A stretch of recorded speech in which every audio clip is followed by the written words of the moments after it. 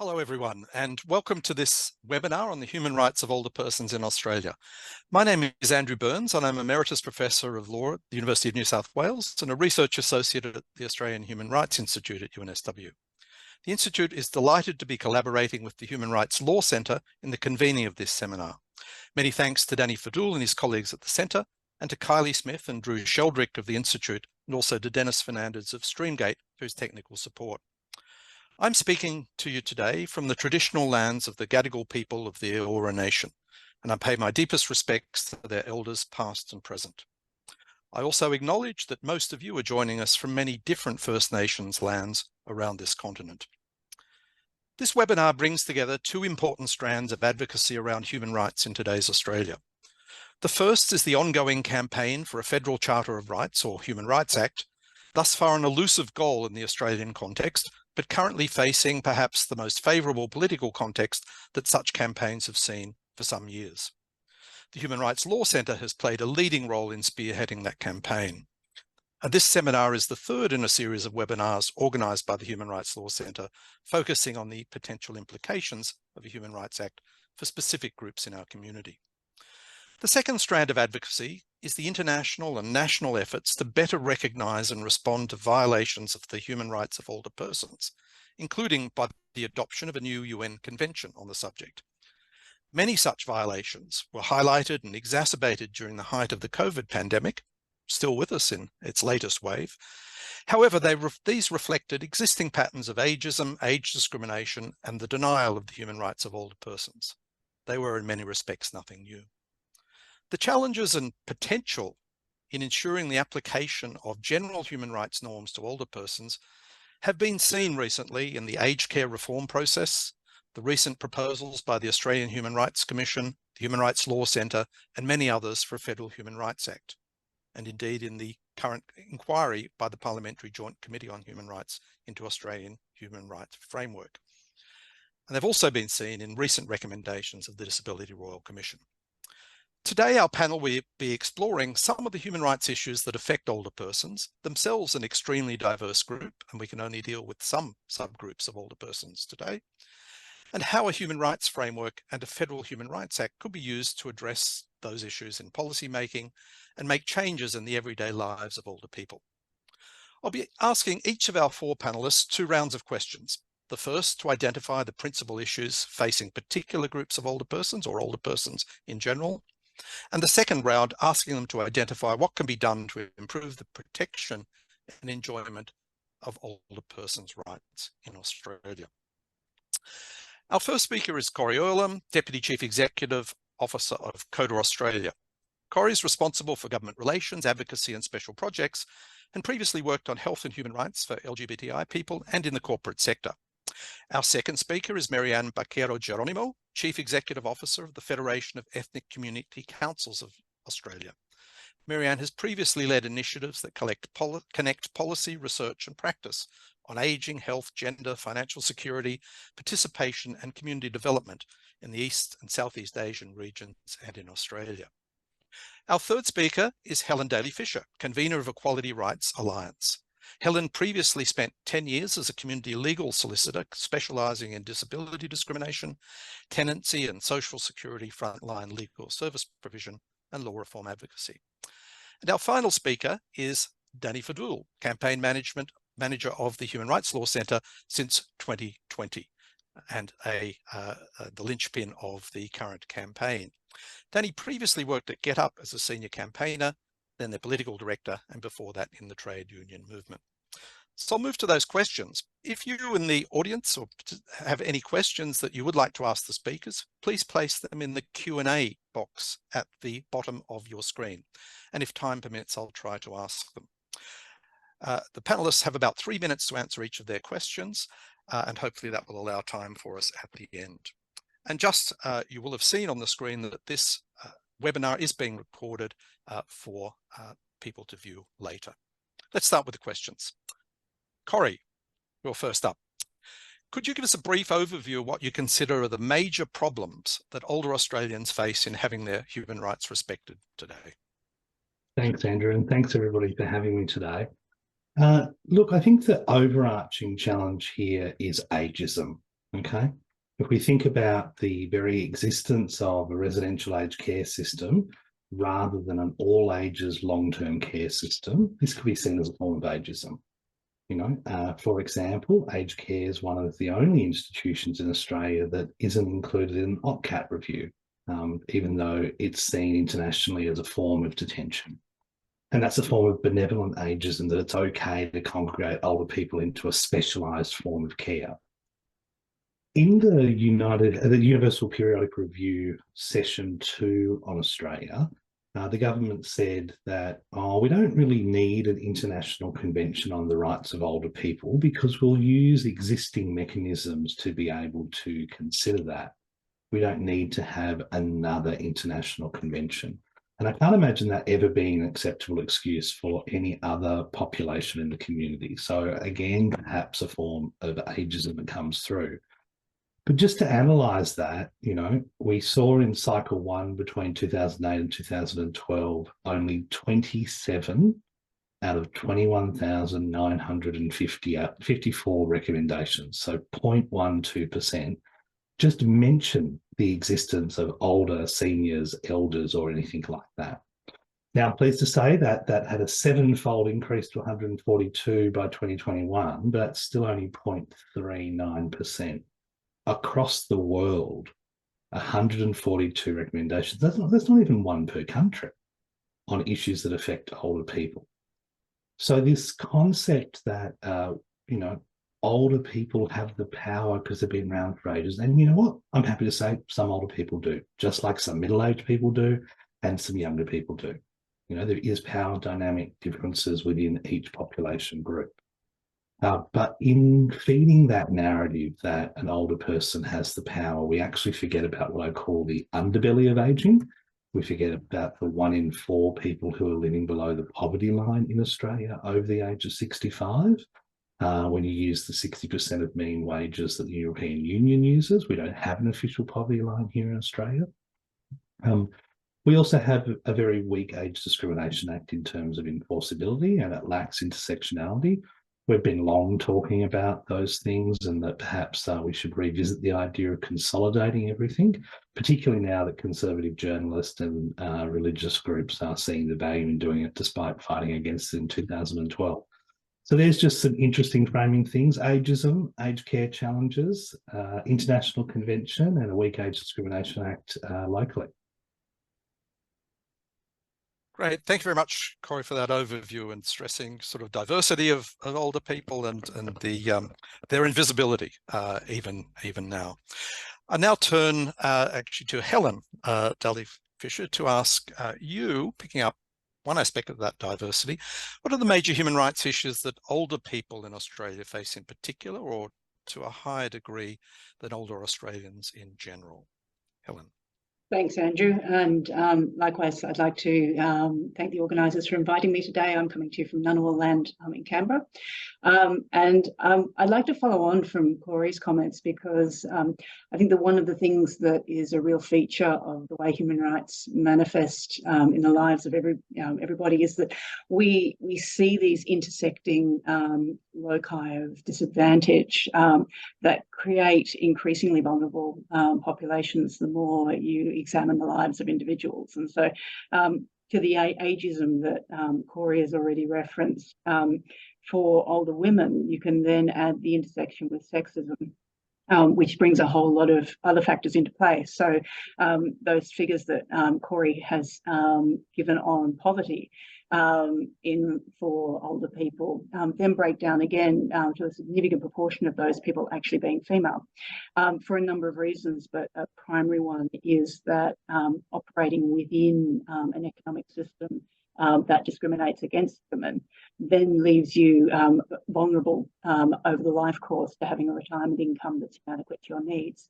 If you add to that then a longer life expectancy for women, you see more women at the tail end of their lives having inadequate resources to meet their needs. And so we see that intersecting between sexism, discrimination on the basis of gender, and discrimination on the basis of age starting to really bite in the everyday lives of older women. And we're seeing that really acutely at the moment. There's no question that large swathes of the population are experiencing a cost of living crunch at the moment, particularly around housing costs. We saw that start to come out for older women a lot earlier than it did for the rest of the population. So we've seen a big increase in the number of people facing housing stress and homelessness in the 2021 census.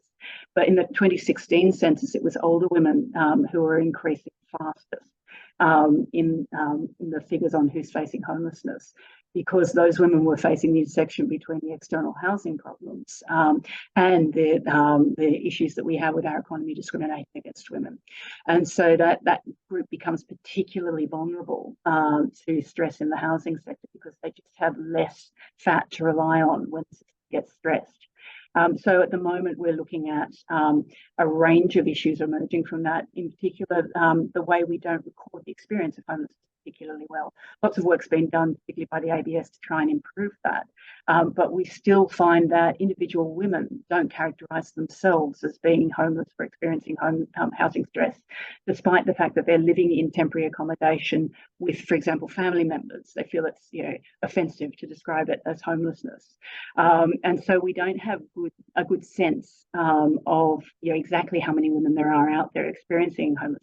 So there's an extent to which even our data about these issues is being impacted by discrimination. The other one I'd just like to very briefly mention is healthcare, and the fact that older women are much more likely to be in residential care or be users of residential care than older men, partly because of the extended lifespan. The issues that we have and that we've seen coming out of the Royal Commission around consent and around types of treatment all apply to a larger group of women than they do to men. Great, thank you very much, Helen. And now over to you, Marianne. What has your experience been of the major human rights issues that older women from migrant and multicultural communities are facing in Australia today? Thank you, and thank you so much for having me in this webinar. To follow on what Helen said earlier, I would say that the face of aging is women. We know that there are more women in the oldest old population, and this is not unique to Australia. This is a global phenomenon. And that's where, as Helen said earlier, it intersects with issue of sexism. And it takes a very particular challenge for women from multicultural or migrant backgrounds, because there is an assumed role for women in these communities to take on the role of a caregiver or a carer, as we would call it. And being in this role puts women in, a very abrupt kind of changes in terms of their labor force participation, because they have to fulfill at both ends, either caring for their children, but also caring for older people in their families. And because they would need flexibility in managing their time, in most cases, they would be in lowly paid jobs. And it's these particular problem of financial insecurity that puts women from migrant backgrounds in a lot of, in severe cases of abuse from family, because having no financial security, they lack the agency to defend themselves when they are faced in a situation, or they're in a situation of abuse. For example, leaving their families, for example, to be out of the situation will make them end up, homeless. And in these particular cultures, there is what we would call losing face when you are in that kind of situation. So actually, when you count total number of women who are in homeless situation, you don't really know the depth of that problem, because it's so hidden. There's so many of them who are in that situation. Just a case in point, for example, and we see this in growing numbers. We've seen grandmothers who came to Australia to take care of grandchildren. They're basically cooped up at home, no social connections outside of their own families, and they lived almost like in indentured labor. Family members keep their passports, they keep their own monies, presumably to help them manage their finances, because they don't have the ability to converse with people outside in English, or they have difficulty navigating the outside world, so to speak. So this is something that is really intersecting with our migration system and policies, which is really, really complicated, even for people who are very educated and can, navigate the system with fluent English. And in this situation, we create a situation for older women who have temporary visas to become more vulnerable because they can't defend themselves. They just are, basically isolated. And the other issue that I want to highlight is during the lockdowns and the height of the pandemic, many older persons, and many of them women in residential aged care facilities, as Helen said earlier, they have reverted to their own original language. And this is really, something that's coming up for older persons who have dementia. They're basically unable to receive their care because they're unable to express their needs because they can't speak in English, essentially. So this is a very extreme situation, but now that we are back in post-COVID world, we can see varying degrees of neglect because of older people's inability to access language support, for example, or even their inability to continue with religious or cultural practices. I must highlight that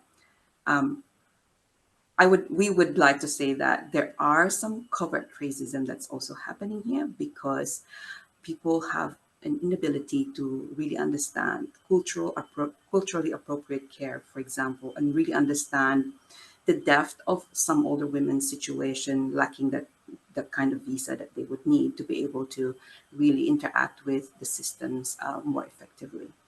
Great. Thank you very much, Marianne. And I think your both the previous contributions have underlined that ageism and age discrimination extend their tentacles beyond the obvious areas that we all talk about. And you've mentioned some of them there, so need to be addressed across a wide range of policy and legislative areas. Okay, so we've set some of the scenes with some of the problems, and now I'm going to throw to Daney, who's going to give us, I hope, a more focused human rights analysis. What are the human rights issues or problems which the previous panelists have highlighted from your perspective? Thanks for that. Over to you, Daney. Yep. Thanks for that, Andrew. And I want to begin by acknowledging that I'm coming to you from the land of the Wurundjeri people of the Kulin Nation and pay respects to elders past, present and emerging, and acknowledge the sovereignty was never ceded. I think the first point to note is that everyone, regardless of their age, their background, their gender, whatever characteristics they have, should be able to see a doctor regardless of their bank balance, should be able to have a secure place to call home regardless of their postcode, should be able to have dignified treatment regardless of their particular circumstance or situation. Those are the sort of basic human rights that everyone in our community should be able to have. And what's more, we've promised the world that we would uphold those human rights standards here. We signed up to two conventions in particular, one on civil and political rights, and another one on economic, social and cultural rights. And those promises have not been fulfilled properly in our laws and in our policies in Australia. So we have a situation where we don't have those rights being upheld. And when that is the case, it's very difficult for people to take action when those rights are being breached, so they can do something about that. And the worst thing about it, I think, is the fact that we only hear about these problems when it gets to an absolute crisis point. Like we've seen with the Aged Care Royal Commission, things bubbled up to the point where a whole Royal Commission needed to be held, years of hearings and testimony to unpack all that situation, that terrible situation for aged care residents, too many of them who didn't have dignified treatment, who weren't able to access the right to health. And as a result, we now have that in black and white.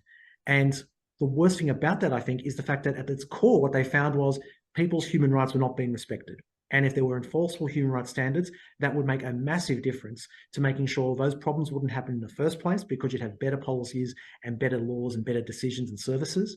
But more important, just as importantly, people can take action when those rights are not being respected by their aged care provider or by other parts of the aged care system. And that's just one example of what older people have to face when their human rights are not enforceable and aren't able to take action when those rights are being respected. But I think the most important thing about it is about the decision makers and what they're thinking about.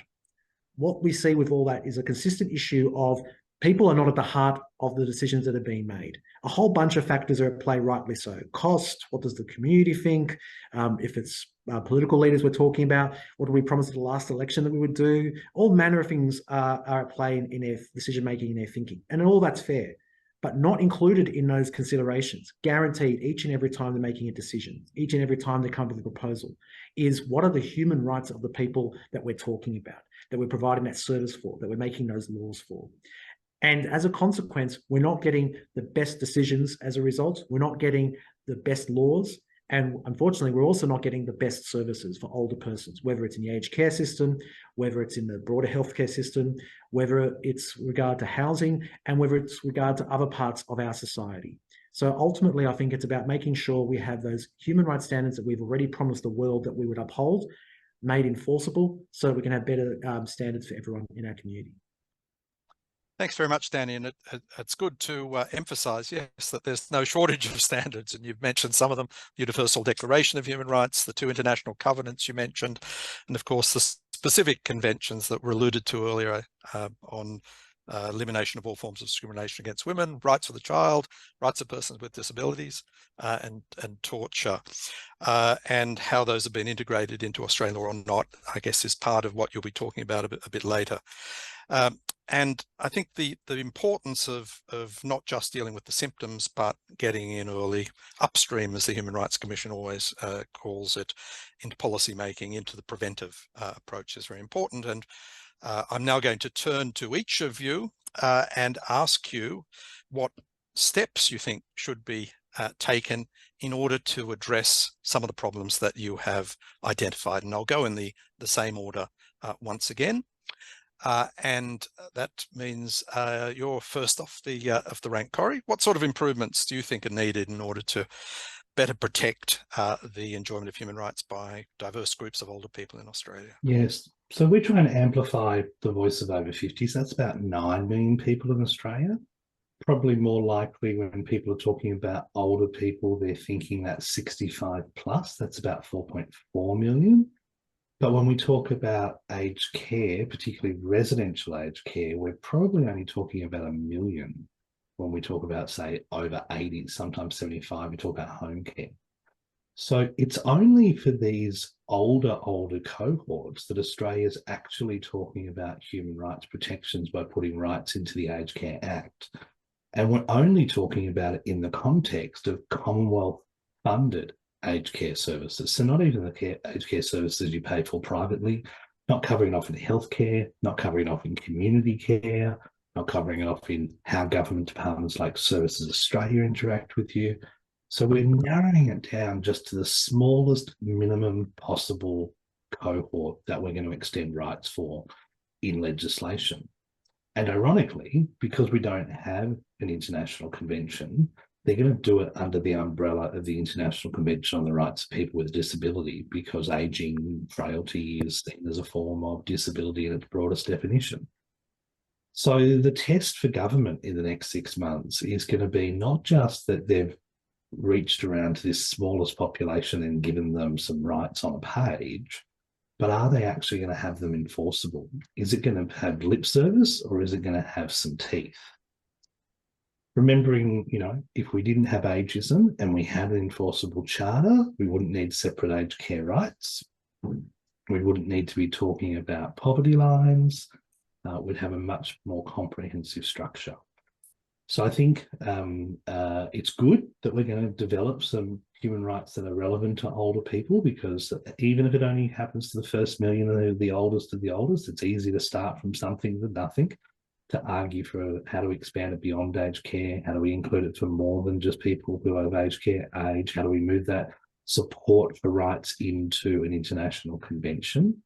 But my other one in the next term of government, I suspect, will be the consolidation of anti-discrimination laws. And I think that will be helpful for no longer having to choose, as Helen sort of alluded to, was I discriminated against because they were being sexist towards me, or was it because they were being ageist towards me? If you have one anti-discrimination law that can deal with that intersectionality, I think that will also help protect the rights for older people as well. Great, thank you very much. And I think you raise a number of important points, but one which we haven't expressly touched on beforehand, that is, who are older people? Is it about a category of people, or is it about our approach to the aging process, which in some cases can kick in your 40s if you happen to be trying to find another job, but it's not necessarily chronologically determined by pension eligibility or aged care eligibility. It raises issues then about what form of protections we should have. And of course, our Age Discrimination Act currently covers discrimination on the basis of age at any age, although ineffectively, alas. Okay, we're doing very well, and people have been extraordinarily disciplined. So I'm hoping that we're going to see some questions appear in the Q&A soon. Okay, so over to you, Helen. What sort of improvements, legislative policy measures or others, would you like to see in order to bring about more effective protection and enjoyment of human rights by older women in Australia? I think Corey's done a great job of naming some of the structural things that we could do.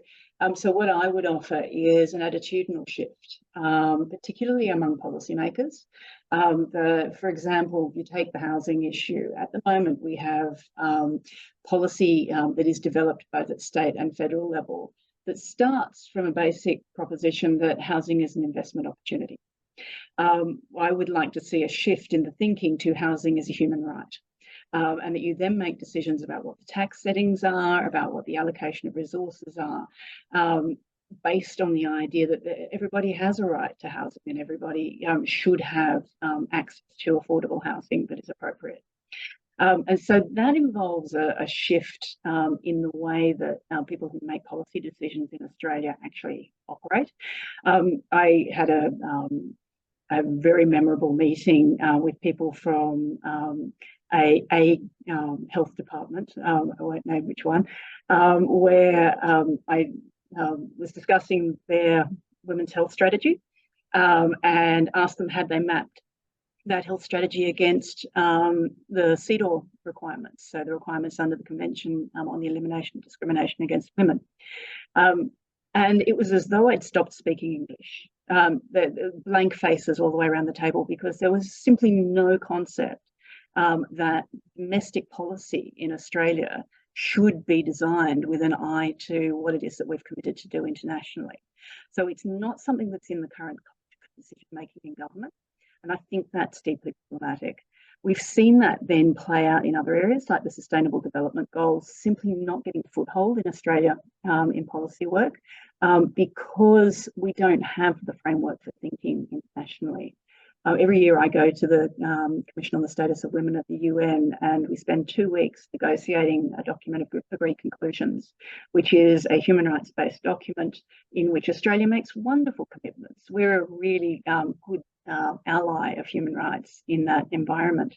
I have yet to see one of those documents referenced in any local policy that's ever been used in Australia.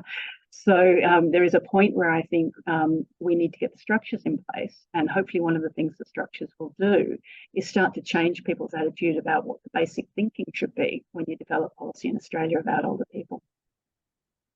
Great, thank you very much. Now I turn once again to Marianne. What sort of improvements are needed to improve the protection of human rights for older women from migrant and multicultural communities in Australia today? Yeah, just linking to what Corey said earlier, and just to provide people context that at most, 1/3 of older people from migrant backgrounds receive aged care. That means vast majority of older persons do not have enforceable rights. So we're out of that whole category of, asserting our rights in particular. I'll just go back again to, understanding women's financial security.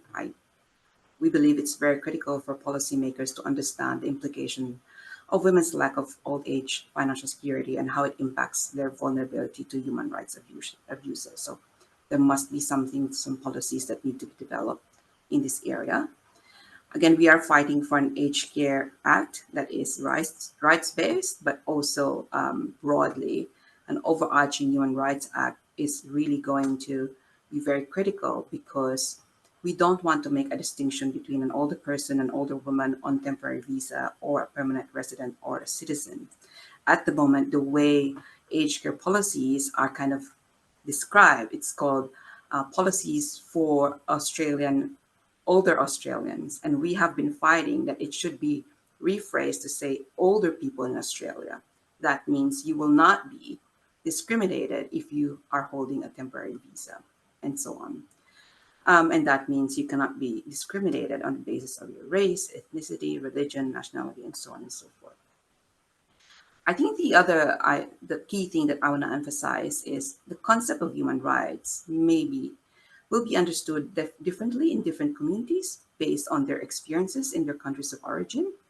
And many of them may not come from, contexts where there is human rights. So they might not understand what that means. So because of this, it is very important that we develop an education framework that is cohesive and very broad.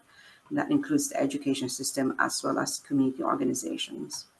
For FECA, it's very important that community touch points have the capability to help people from these backgrounds understand what is their rights, and that there are mechanisms for people when they experience abuse, they understand that there are mechanisms that will support them to take actions if their rights are violated. Great, thank you very much. And just in case you haven't noticed it, there are a number of references and links to sources which are appearing in the chat, and we'll make sure they're repeated later, that may be useful, and I know Daney will be talking about some of them.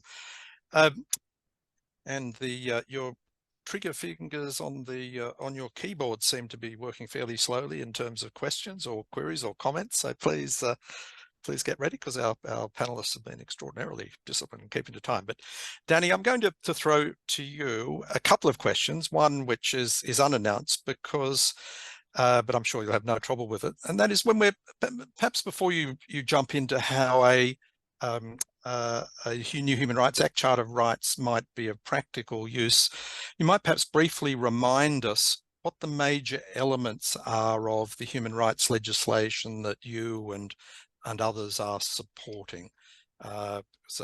Many people on this webinar would be familiar, but perhaps not everyone, and perhaps not everyone with the latest tweaks and ideas. Is that something you want to perhaps do now, or you can do later?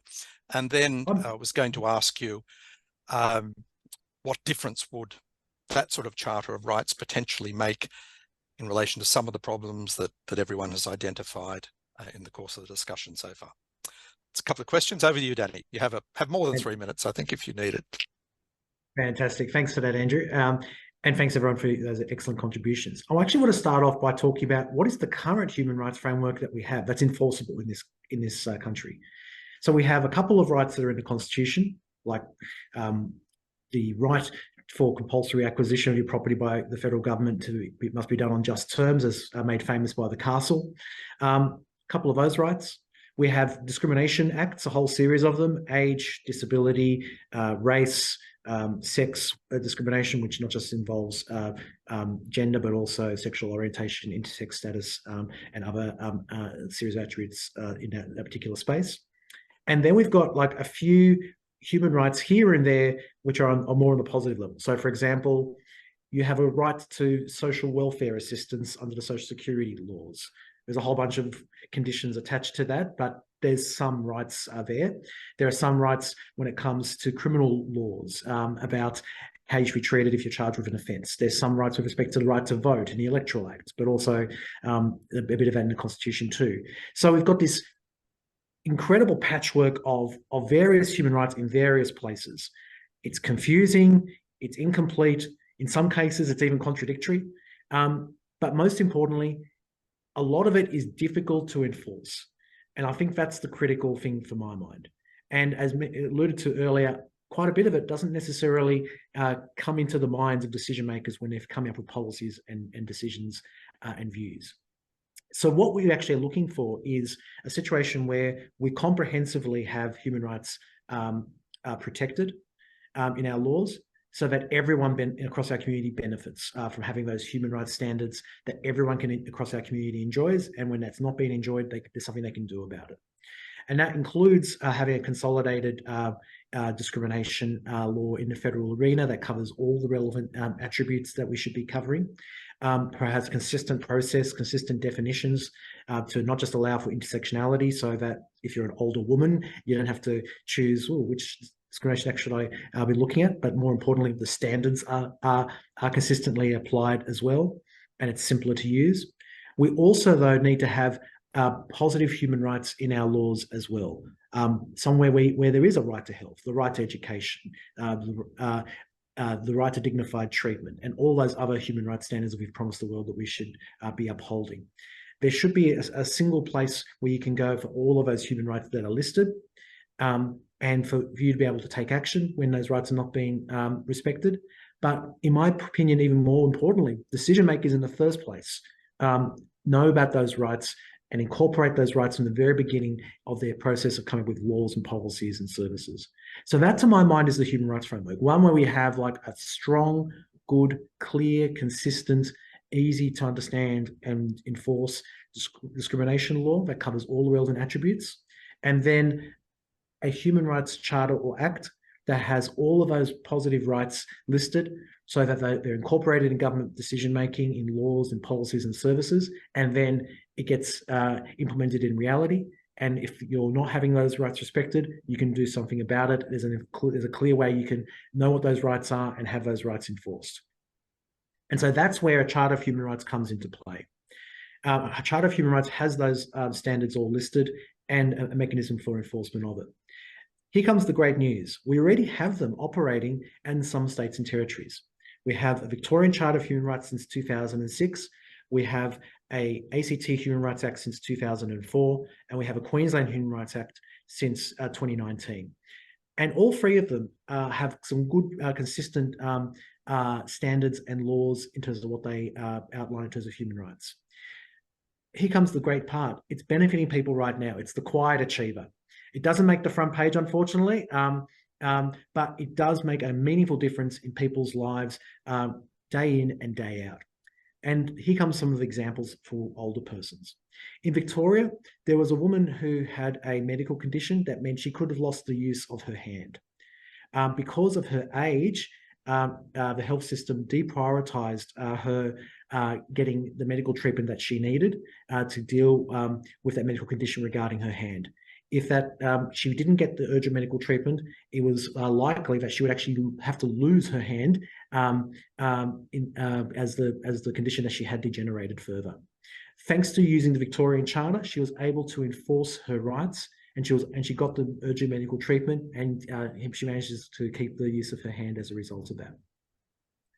In Queensland, the Human Rights Act was used for an older woman who was about to be evicted from her public housing that she was living in. She was able to use the rights that she had under the Queensland Human Rights Act to have that eviction reversed, because she was going to be evicted into homelessness. There wasn't a pathway for her to be able to have a secure place to go once she was evicted from that particular property. Those are the sorts of examples, those tangible examples of how positive human rights and a human rights charter can benefit people at the state and territory level. Obviously, we've got two problems with that. One is that's not every state and territory, it's only Queensland, ACT, and Victoria. But the more significant problem is we don't have one at the federal level. And so what we have instead is a situation where you have a Royal Commission, like the Aged Care Royal Commission, say we should have a new Aged Care Act. Recommendation 1 and 2 said there should be an enforceable right to health and dignified treatment, which of course is fantastic. That should happen. And I look forward to that coming through soon. But it only applies for aged care residents in the aged care system. It doesn't apply to aged care residents outside the aged care system, like say in the public hospital system. But shouldn't everyone have the right to health? Shouldn't everyone have the right to dignified treatment? That's something that should be a right that everyone should have. The Disability Royal Commission, similar story. So older persons who have a disability, the Disability Royal Commission, one of its main recommendations was for a Disability Rights Act, which is fantastic. And I'm looking forward to the federal government when they come up with their response to the Royal Commission, indicating that they're going to support that and implement that. But once again, it's a discrete set of rights for a discrete part of the population for discrete situations, when it should be applying across the board. So in my view, we need to be in that situation where we say, let's have a comprehensive solution so we don't have to wait for royal commissions and inquiries and investigations to take place to identify the problem and then come up with a discrete solution just for the issue that's being investigated by that commission or inquiry or investigation. Let's have the right standards across the board. Right, great. Thanks, Danny. That gives us a really good overview, I think, that terrain. And I think it's probably fair to say that a Charter of Rights won't solve every problem, It will be part of a package of law and policy changes, but a really critical element of adding to what we've got that we don't have. We've got a number of questions which have come in, and there are a number. One there is on a COTA report, and Corey, I think that's going to come to you, but I might give you a minute or two to think about it, or at least do that. There's an important question which Cynthia Mulholland has asked, and perhaps we'll come to that at the end or a little bit later. That is, what can I as an individual do to assist in this matter? And I suppose it depends on what the matter is. Is it trying to get a charter? Yes. Is it trying to get a convention? Probably yes. Is it trying to get a Strong Aged Care Act? Probably yes. Is it trying to get coherent anti-discrimination laws which will do this? Yes. But obviously one has to push where it's most important at the moment. So perhaps each of the speakers can come to that towards the end. Then there are a couple of questions on the need for information and education and what to do about rights, or indeed the fact that often people don't think about what the injustices they're facing as rights issues, but often they don't think there's much they can do about it at all. So I'm going to throw to Marianne and Helen on that to start with, in terms of knowledge, information, capacity building, I guess, supporting people to realise that they are rights issues and that they may be able to do something about it. Perhaps Marianne, to start with, you want to? Right, thank you. I guess that's one of the biggest advocacies we have at FECA, because there has been, in the early stages of so-called multiculturalism in Australia, there were a lot of support for communities to understand the Australian society, what policies there are to kind of, navigate the system. But I think, well, this year we're celebrating the 50th anniversary of multiculturalism, and yet you would see that there is, decrease in supporting, new and emerging communities. They are left to kind of fend for themselves. There's no support in kind of organizing themselves. So what I'm trying to say is the critical thing is for governments to look at these new and emerging communities and help them understand the systems, especially understand what their rights are when they arrive in the country. And there is a critical role for community organizations to play in this part. And so there are the ones that what we would call the touch points. There are the people that ordinary folks would meet every day. They would not dial any number, I would tell you, to say, what are my rights as a person living in Australia? They would be talking about these issues on the ground, and yet they would not find information unless there are people in communities who are already knowledgeable and being supported to share all this information. Great, thank you. Helen, would you like to respond to that general question as well? Yeah, and I would strongly endorse Marianne's view, particularly about the role of this being not just about what governments do, but also about how communities talk to each other. One of the things that struck me most strongly during the pandemic era was that we suddenly, for the first time in Australia, had a public level discourse happening in the media about human rights, and nobody had the language to do it properly. One of the things that would be great about a stronger human rights discussion in Australia is that it brings to our problems a whole range of solutions and tools that have already been worked on overseas. There's a whole culture and range of ideas about how you go about balancing rights when you have two rights that are competing and you can't implement both fully. How do you make the decision? What factors do you weigh up? What's important in that decision? And in the pandemic era, we saw an approach to rights that said, my rights are paramount. And that's particularly in the context of older people. That's was particularly acute in the COVID era, because old people were more likely to be in a scenario where they would suffer consequences from a COVID infection. Mortality rates were higher, the consequences were greater for older people across the board. And so, the question about what's my right to refuse medical treatment like vaccine being balanced against the right to life of older people was a discussion that we just weren't able to have in an intelligent manner.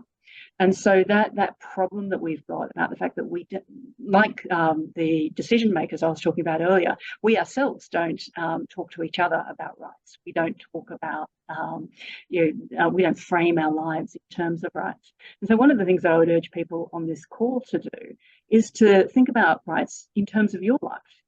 So that you've got some of that framing in your head and can then apply it to situations you come to.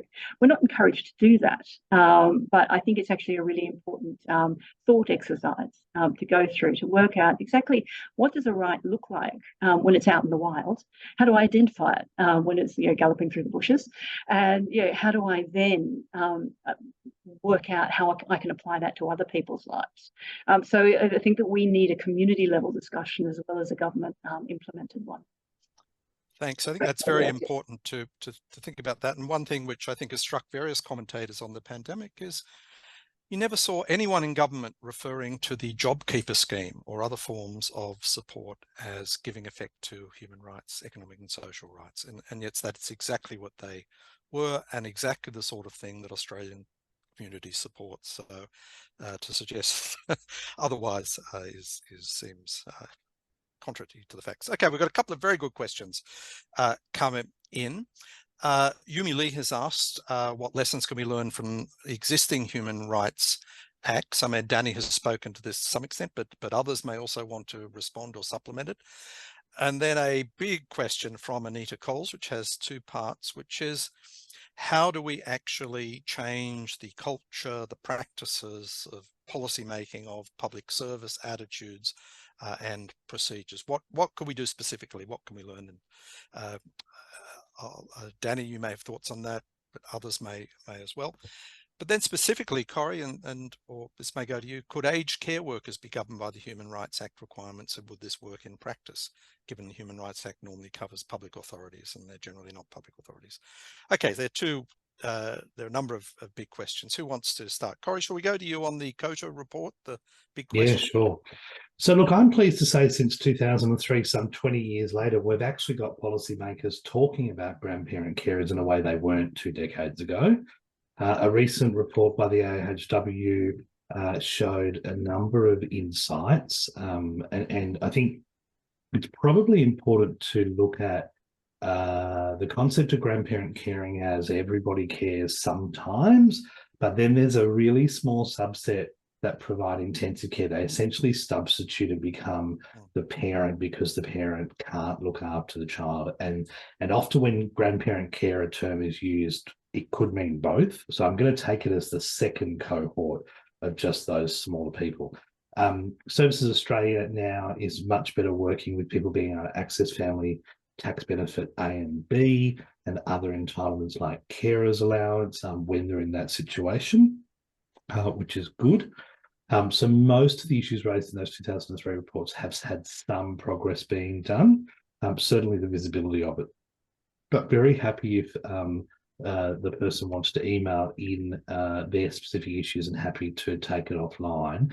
They have talked about DCJ, which I'm assuming is Department of Communities and Justice, which is a state issue. And if you're in Victoria, you'll be able to utilise the Victorian Charter of Human Rights in some ways. So probably a little bit more information will help us be able to answer it. I just want to go back to clarify something Danny said to make sure everybody's on the same page around aged care. We expect the aged care rights will include all people in aged care, not just residents, but also those getting in-home services as well. So yeah, just wanted to make sure everybody didn't think we were going to do half of aged care. But I think for me, for older people who, yes, they've got an Age Discrimination Act with very little teeth, the aged care human rights charter, statement of rights, whatever it's going to be, will really be the first time we actually think about the rights of older people in a comprehensive way, even though it will be limited for aged care. What's really interesting that's coming through is it's been almost half a decade more since the Law Reform Commission said we should change the way we treat substitute decision makers and change it from best interests of to the wishes and preferences of someone. So ironically, for the first time ever, the Aged Care Act might actually have a presumption that an older person can make a decision for themselves. It sounds crazy, But the way we write our laws when it comes to substitute decision making currently is, oh, that person can't look after themselves. And so we throw around this concept of capacity and this ability for somebody to make decisions as a very broad spectrum, from forgetting where you put your keys to somehow now you've got dementia, and that means you can't make any decisions for yourselves, and therefore you need a substitute decision maker who will decide what's in the best interest of you without even consulting with you. And if we can make that fundamental change in aged care to something that is actually that person can communicate, even though they might have dementia, about some decisions that they care about, we can operationalise the practical elements of human rights in aged care. That will be leaps and bounds ahead where we are now. So a really simple example, a friend of mine in disability care walked into a new home, provided the opportunity for the resident to either have an electric razor or a manual razor. Now, this is a pretty fundamental, simple, basic human rights of most men most mornings. I don't like to take an avail myself of it, of how you're going to become clean shaved. Believe it or not, that resident never was asked, broke down in tears. And I suspect if you go into any residential aged care home today, they're not offered the choice too when somebody's got dementia. So that fundamental concept of letting them point or indicate which one they want and being involved in their decisions is how we're going to be able to operationalise human rights. This isn't just some urethral conceptual when something's really bad. I think the other thing that's really coming through the discussion in aged care will be, and Helen sort of alluded to this, that concept of rights and responsibilities. And we don't really like that responsibility language because it sort of trumps human rights. We prefer to talk about how do we balance competing human rights, and being able to think in that residential group mentality of actually everybody's got human rights. So how do we support this person's human rights to watch MASH and that person's human rights to watch Golden Girls, and how do we deal with the TV remote control conflict? That's a really simple concept of how do you balance those competing rights when you've only got one TV there. So I'm excited that by the time we come back in a year's time, we're going to be leaps and bounds ahead of the legal framework, but I suspect it'll be a couple of years of translating that into practice before I can say to you we've really got human rights in aged care. We can do it there, we can do it anywhere, I reckon. Yep. Great. Thanks very much, Corey. I think your understanding the offerings on available in aged care might be a little bit optimistic. My experience has been it's sort of Andre Rieu and Maastricht, or The Sound of Music on infinite loop, which, yeah, underlines your point, I think. Okay, we've got about 3 minutes before I'm going to give everyone a chance for a 1 minute final comment, and perhaps they might want to focus in that comment on the question which came up earlier, that is, what can that is the people we're talking with and ourselves individually do to advance things. But I want to go back to the question of culture and changing culture in government and how we do that and what experience. I think, Danny, I think it's your turn to have a brief go, but then I'll go to anyone else who wants to talk on the culture of government issue. Danny. Yeah, thanks for that. And I think it boils down to this, which is when you have human rights standards that are enforceable, the culture changes because decision makers realize this is something I need to be applying. And if I don't apply it, there are consequences that will flow from that. So to give you some examples, the Royal Commission into Robo-Debt, it found that scheme was illegal and is illegal. What it also found was that the people who were relying on income support, their considerations, their needs, their priorities were nowhere to be found in the formulation of that scheme. And if there was that consideration of the people who rely on that system, for sustenance, to stay alive, to have a secure place to call home, if that was there, would we have ever gone down that entire dreadful path that hurt over 500,000 people who were caught up in the Robo-Debt scheme in one way or another? By contrast, in 2021, when the Victorian government was going to put in permanent laws to deal with how they dealt with the pandemic on an ongoing basis, when they proposed the laws they were going to put forward, there was a whole bunch of public debate about, wait a minute, there's a whole bunch of human rights standards you don't have in there, such as the ability for Department of Health officials to detain people on the presumption that they might infect people in the community. And shouldn't there be standards around how that is done? Because that's a pretty big power you're giving a public servant. who is not a police officer, who's not like got a structure for how they deal with things. And so as a result, there was a public debate, and that led to the eventual legislation being passed to cover the pandemic, having those human rights standards built into that legislation. And the big difference there was a Victorian charter that had provided the framework for that debate to happen. So it wasn't a case of people knocking on the door of Victorian government saying, can you please do better? It was like, actually, you have obligations here under the Victorian charter, and you need to factor that into the legislation. And it led to changes and a much more improved law that came from the Victorian Parliament at the end of that process. Thanks, so Daney. Sorry, yep, please continue. So those cultural changes, you can see those sorts of examples all in all manner of different places where they're enforceable. Yep. And to emphasise your point, of course, at the Commonwealth level, we currently have a Parliamentary Joint Committee on Human Rights that scrutinises legislation, at least, for conformity with the 7 core treaties we've ratified. Does a very good job, if I may say so, I haven't been associated with it, of the analysis, but it doesn't necessarily bring about the changes that we'd like to see, whether it's because it's too late in the process, in the political process, or because it's not backed by an enforceable right, as you're suggesting. Let's then go to perhaps the final round of questions, very brief responses, including, if you like, what can I do? But before that, I just mentioned one thing which I think is really important. It's the question of independent advocacy, and which is a critical part of the ability to realise rights that I think Helen and others were talking about early, and the important work that community legal services, including those focused on older people rights, do as an important component to make a Human Rights Act work, not just the Human Rights Commission and government. Okay, final round. Marianne, any final comments? What can I do, or what can I do, what are we not or what about? can we do? Yep. Actually, there's more of changing the system in a way that there's an education that's really comprehensive, starting with really children going through understanding what is human rights. Because sometimes even the younger population are the ones teaching the older population who are migrants, because they're not understanding what kind of system we have here. So in that sense, we need to kind of broadly be participant to that ongoing conversation of what human rights means to us. And that could be a conversation that starts with a younger member of our family. Great, excellent. Intergenerational solidarity and learning is the way to go. Helen. I'd say for those of you on the webinar who are working in the policy space, use the language. So if you're making submissions, if you are making representations on behalf of a client, understand enough of the human rights framework to be able to invoke the right.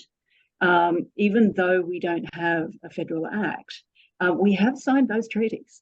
And the more we use the language towards decision makers, the more that language is not going to come as a surprise to them. And the more we can begin to build a culture around discussing rights in public. The other thing that I would suggest is one of the things that we do at ERA is map our work against the rights so that we understand that we're operating within those rights frameworks. And so we know, for example, if we're advocating a particular subject area, which rights are relevant to it. And then when we prepare a submission, we specifically invoke the relevant articles of the relevant treaties and the other documentation.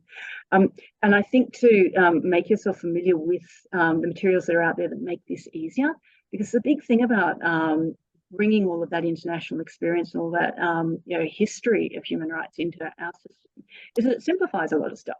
We're plugging a lot of holes. So thanks Helen. Yep. Sorry, 30 seconds, Corey, and then 30 seconds, Daney. Sign up to Daney's Charter of Rights campaign. Sign up to CODA to talk about the aged care rights. And my challenge to most of you on here now is to stop ignoring older people in your work. Think about it when you're talking about CEDAW, or when you're thinking about a range of other things. Have you got more than a tokenistic one older person case study? How are you actually combating ageism in the work that you're doing as well? Great. Thank you. Daney, 30 seconds. Checks in the mail, Corey. So charterofrights.org.au, it has not just the one-on-one cases of those state and territory examples I mentioned earlier, plenty more. It's also got fact sheets. It's also got reports. It's also got a messaging guide. It's got all the resources you need to talk about human rights in a way that's effective, and also to get involved in the campaign to win this once-a-decade opportunity to win a Child of Human Rights. Great, thanks. So lots of actions there. Write to your ministers, write to your local members, all ministers, not just the Attorney General or the Minister for Health. Charter of Rights, yes, with explicit reference to older people, I would also add, and we need a treaty too. So lots of ideas. I'd like to thank all the speakers for their contributions and suggestions and insights. And I'd also then just like to mention that we will be emailing a link to a recording to the webinar to everyone that you'll be able to share, and if you wish, revisit and pick up some of the references. So thank you all very much. Thanks to panelists, thanks to the organisers, and thank you all those who have attended this event. We look forward to meeting you in the struggle for older persons' human rights and human rights more generally again very soon. Thank you and goodbye. Thanks, everyone. Thanks, Andrew. Thanks, everyone.